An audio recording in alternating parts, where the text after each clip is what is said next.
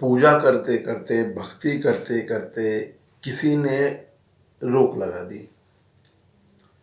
आप पूजा करते हैं, आप भक्ति करते हैं, फिर भी किसी ने बंदिश लगा दी है। किसी ने आपको बांध दिया है, किसी ने आपके देवताओं को बांध दिया है, किसी ने आपके घर को बांध दिया है।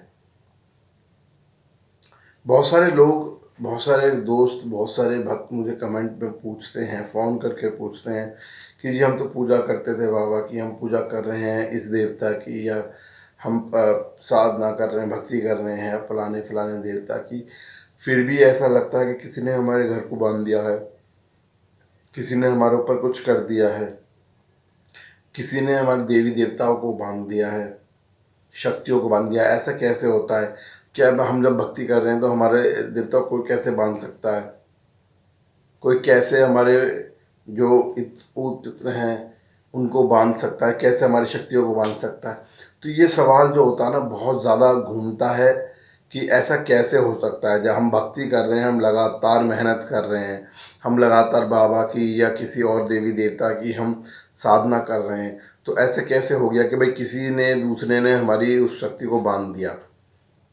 तो आज की इस वीडियो में हम इसी बारे में चर्चा करेंगे, इसी बारे में जानेंगे कि आखिर ऐसा कैसे होता है कि भक्ति करते करते भी, पूजा करते करते भी आपकी शक्तियों को बांध दिया जाता, और वो होता क्या है उसमें। तो ये सब चीज़ें जानेंगे आज की इस वीडियो में। बने रहिए दोस्तों मेरे साथ। तो इस चैनल को सब्सक्राइब कर दीजिएगा, सब्सक्राइब करके शेयर करते रहिएगा, ताकि बाबा की जो अलख है वो घर घर तक पहुंच सके, उनकी जो महिमा है वो घर घर तक पहुंच सके। चलिए वीडियो शुरू करते हैं।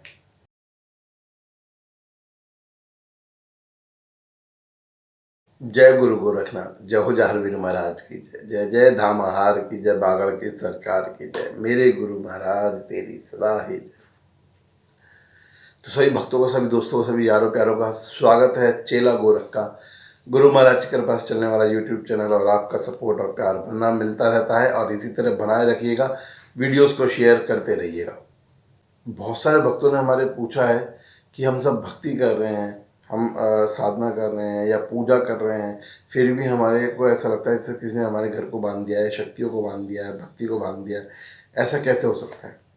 तो दोस्तों पहले समझने की बात है कि बांधना क्या होता है। होता क्या है कि कोई भी ऐसा व्यक्ति जो हमसे प्रसन्न नहीं रहता है, हमसे नाराज रहता है, या हमसे दुश्मनी निकालना चाहता है, या कुछ भी XYZ कारण हो सकते हैं आपसे परेशान रहने के, तो कुछ साधक होते हैं जिनको हम लोग तांत्रिक बोलते हैं, जो पैसे के लिए कुछ कार्य किया करते हैं। क्योंकि ऐसा होता है जो भक्ति करता है या साधना करता है, चाहे वो किसी भी देवी देवता की करता हो, वो गलत कार्य नहीं करता। वो हमेशा जब भी कुछ करेगा वो अच्छे के लिए करेगा, भले के लिए करेगा, वो कभी गलत कार्य नहीं करता है। पर कुछ ऐसे साधक होते हैं जिनको हम तांत्रिक बोलते, इसलिए उनको तांत्रिक अलग से बोला जाता है। तंत्र विद्या करते हैं वो लोग, और वो कई बार क्या होता है कि वो पैसे लेकर कुछ गलत कार्य भी कर देते हैं। तो शक्तियों को बांधने का जो रीज़न है वो यही है कि भाई किसी ने पैसे लेके तांत्रिक की सहायता से आपको बांध दिया। तो उसमें होता क्या है कि आपके कई तरह से भाई आपके घर को बांधा जाता है। तो घर को बांधने का मतलब ये है कि आपके घर के चारों तरफ नेगेटिव शक्तियों को, नकारात्मक ऊर्जा को आपके घर के चारों तरफ छोड़ दिया जाता है। जिससे होता क्या है कि आपके घर से ना तो पॉजिटिव ऊर्जा बाहर जाती है, ना आप घर के अंदर पॉजिटिव ऊर्जा आती है, चारों तरफ नेगेटिव शक्तियाँ हो जाती हैं। और धीरे धीरे धीरे धीरे धीरे धीरे आपके घर के अंदर जो शक्तियाँ हैं वो भी नेगेटिव होती चली जाती है। आपके काम धंधे को बांध दिया है। देखिए हमारी ज़िंदगी में कोई भी कार्य होता है तो उसके पीछे एक शक्ति होती है जिसे हम पॉजिटिव ऊर्जा कहते हैं, सकारात्मक ऊर्जा कहते हैं, जो भी किसी भी देवी देवता की हो सकती है, जिसकी आप पूजा करते हैं उनकी हो सकती है।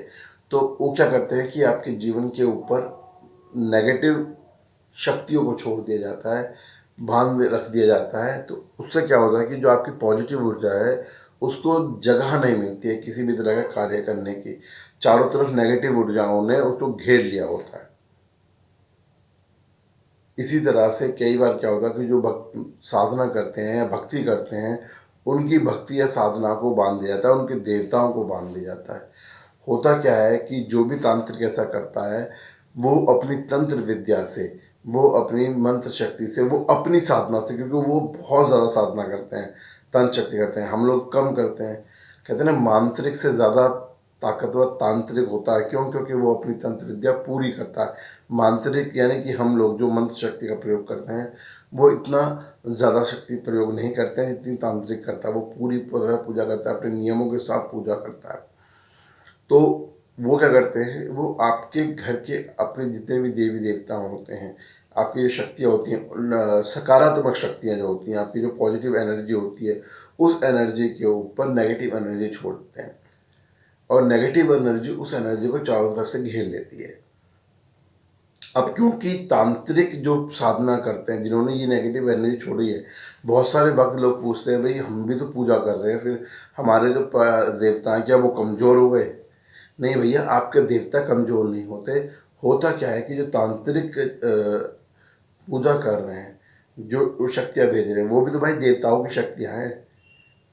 क्योंकि तांत्रिक जो पूजा करता है या तांत्रिक जो शक्ति देता है या मंत्र शक्ति लेता है, वो भी तो देवताओं से ही लेता है ना।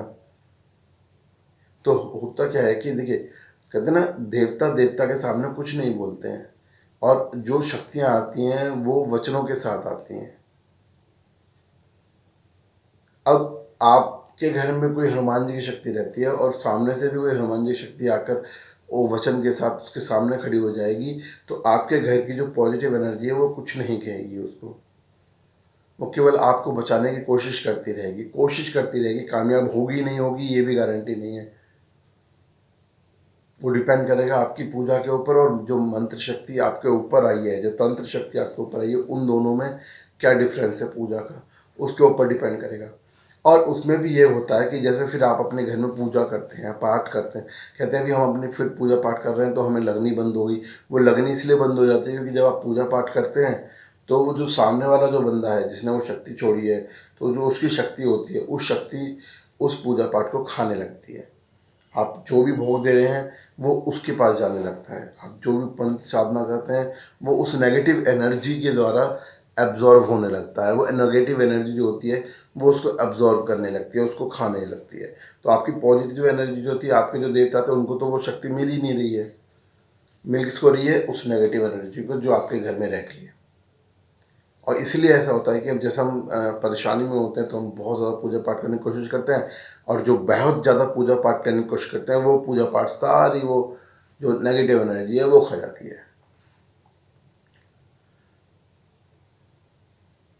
तो ये एक पहचान है कि भाई आपके घर पर बंदिशें हैं, आपकी पूजा पाठ आपको नहीं लग रहा है, आप पूजा पाठ करने की कोशिश कर रहे हैं फिर भी आपको नुकसान हो रहा है, तो ये समझ लीजिए कि भाई आपकी जो है देव शक्तियाँ जो हैं, आपकी जो पॉजिटिव एनर्जी है उसको बांध दिया गया है नेगेटिव एनर्जी में। तो वहाँ पर आपके पास एक ही रास्ता बचता है, संयम का रास्ता। आपको संयम अपनाना होगा, आपको धैर्य रखना होगा, क्योंकि कोई भी जो जंग है ना, कहते हैं ना, एक चुप 100 को हराए। तो संयम और धैर्य के साथ आप कार्य करेंगे तो आपकी शक्तियाँ आपको वापस मिलेंगी। आप इस पूरी सिचुएशन से जीत सकते हैं, निकल सकते हैं। चलिए, एक सवाल आपके ऊपर छोड़ देता हूँ, आप सभी बताइएगा मुझे कमेंट बॉक्स में कमेंट करके, किस किस को लगता है कि उसके घर की पॉजिटिव एनर्जी को किसी ने बांध दिया, बताइएगा। और आपको क्या लगता है, कैसे महसूस हुआ आपको कि आपकी शक्ति को किसी ने बांध दिया है? तो इस सवाल का जवाब कमेंट बॉक्स में ज़रूर कीजिएगा, क्योंकि पहले भी वीडियोज़ में बहुत सारे कमेंट्स में जवाब दिए गए हैं, जिसके लिए मैं आपका बहुत बहुत आभारी हूँ, धन्यवाद देता हूँ। और इसका सवाल का जवाब भी ज़रूर दीजिएगा आप कमेंट बॉक्स में कि किसी को लगता है कि आपके घर की पॉजिटिव एनर्जी को बांध दिया गया, और बांधा गया तो कैसे आपको महसूस हुआ, ये कैसे लगता है आपको? ठीक है, ज़रूर दीजिएगा। नेक्स्ट वीडियो में हम कोशिश करेंगे, बाबा का आदेश हुआ तो बताने की भाई ये जो बंदिशें हैं ये कैसे ख़त्म की जा सकती हैं, इनको कैसे ख़त्म किया जा सकता है। तब तक बाबा गुरु गोरखनाथ बाबा झारी महाराज सभी पर अपनी अपनी कृपा दृष्टि बनाए रखें। इस चैनल को सब्सक्राइब कर शेयर कर दीजिएगा, ज़रूर से याद रखिएगा, इस बात को भूलिएगा मत। गुरु महाराज की कृपा सभी पर बनी रहे। जय जय गुरु गोरखनाथ, जय जय झारवीर महाराज, जय जय मेरी बाबा गणेश सरकार।